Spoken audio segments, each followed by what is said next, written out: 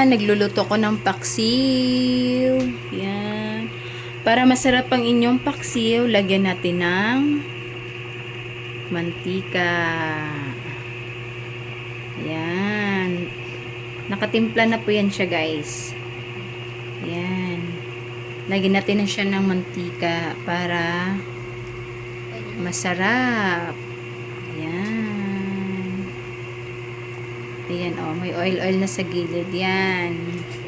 Malilamnam ang inyong paksiw. Ayan. Sa halagang 100 pesos na isda, may paksiw ka na. Ang sarap.